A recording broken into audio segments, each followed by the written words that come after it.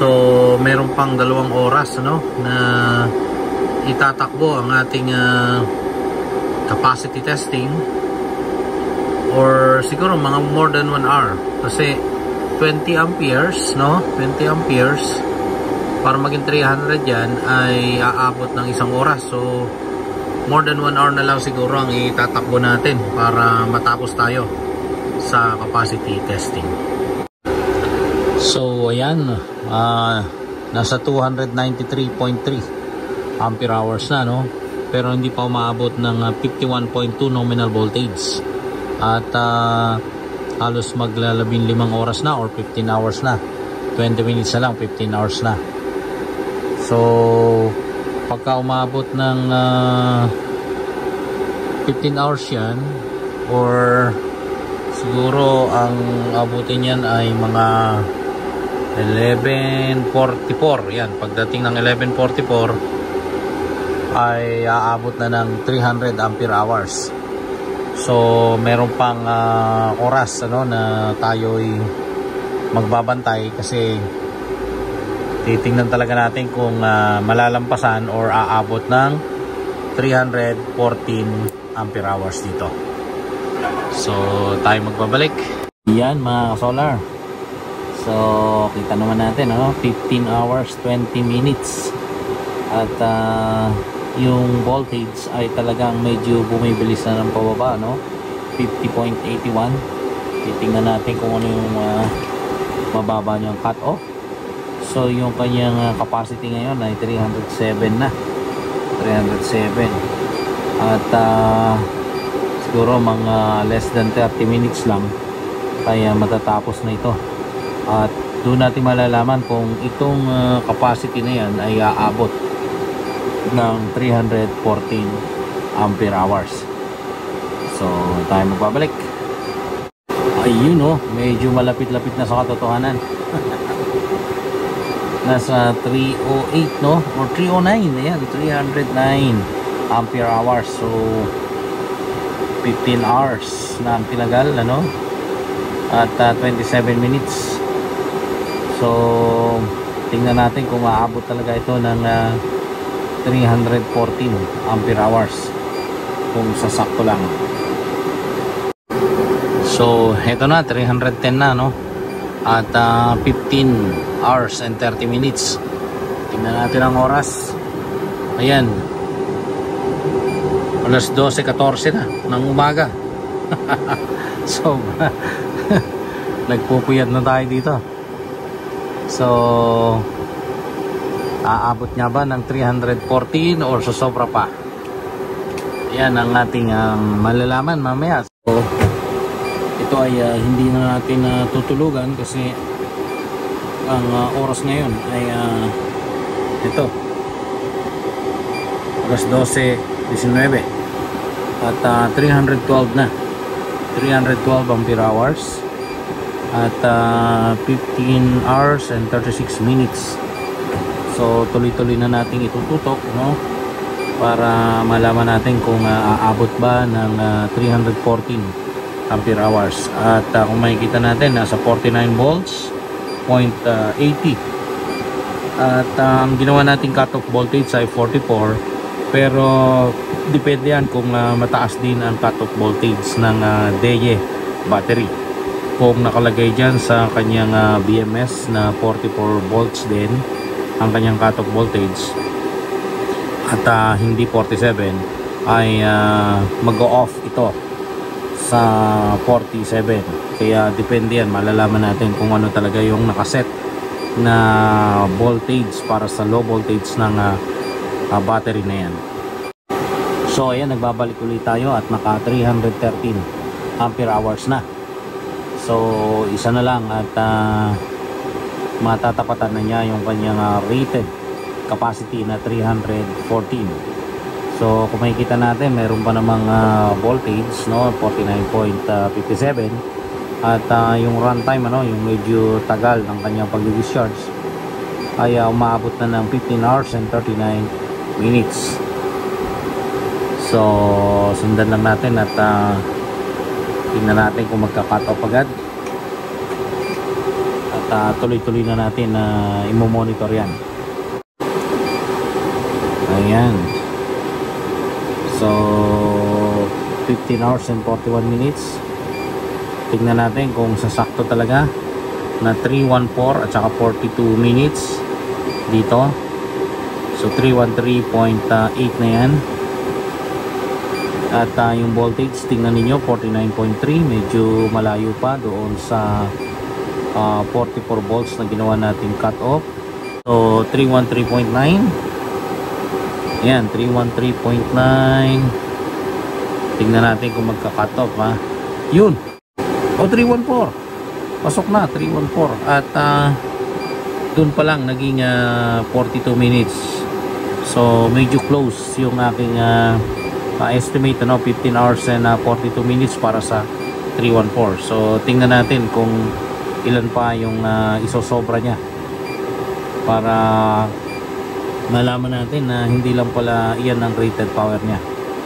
At kung matatanda ninyo, medyo mababa yung ating startup voltage niya, nasa 55 lang, pero talagang ang full charge niya ay 57.6. So tingnan natin kung ilan talaga yung isosobra niya. At tuloy-tuloy lang natin na obserbahan. Hindi na natin papatayin. Kaya ayan, so malalaman natin yan kung ilan yung madadagdag hanggang sa ito ay bumaba ng bumaba at umabot dun sa voltage na naka-cut off, kasi 44 volts yung cut off voltage yan. So ayun, na lumampas na talaga, 315, at ang oras natin ay ito, alas 12:28 na, 12:28 ng madaling araw, at hating gabi pa rin kasi alas 12. Pero kung mapapansin natin, mataas pa yung voltage, 49.04 volts pa yan, at 315 na yung inabot, 315.2. So tingnan natin kung ilan yung sobra nito. Mukhang mahabang pasensya nitong battery na to, itong day 314 na capacity. Ayan. So ayan na, 316. Sobra na ng dalawang AH. Sobra na ng dalawang ampere hours capacity. At yung voltage niya 48.77. Malapit pala itong day niya na to. Sumobra talaga. So obserbahan pa natin. At ang oras ay ito, ano ba, 12:32.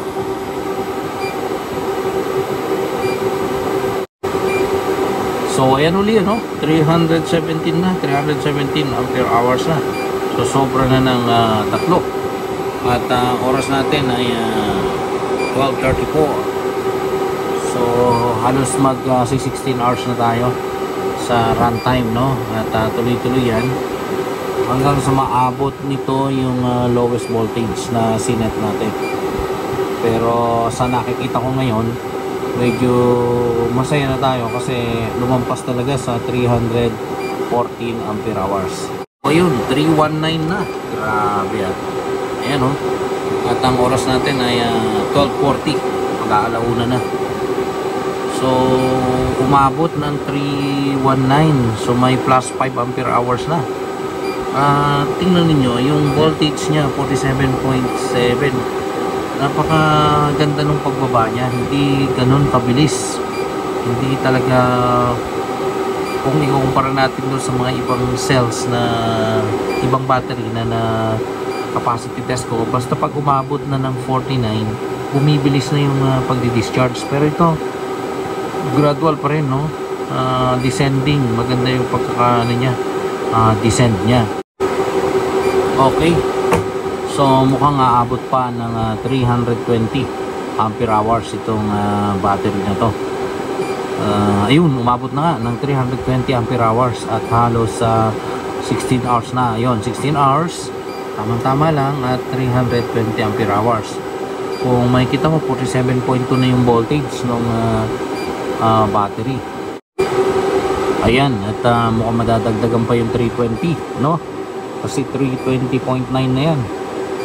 At yung voltage niya 46.8. Ayun, naging 321 na.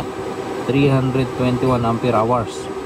So dun sa rated capacity niya na 314 ay meron na siyang sobra na 7 ampere hours, no?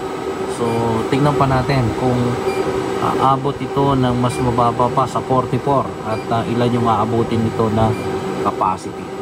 Okay.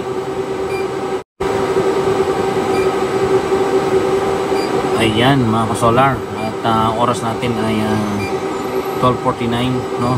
12:49 na. 12:49 at mukhang aabot pa ng 322. Ayan, 322 ampere hours na yan. 322 at 16 hours and 5 minutes or 6 minutes. Ayan, ano, 16 hours and 6 minutes, 46.2 volts pa. At talagang makunat, hindi siya biglaan, ano, yung pag-down ng kanyang voltahe. Talagang kumbaga kung sa kalsada na pababa, step by step, ano, yung kanyang pagbaba, hindi drastic.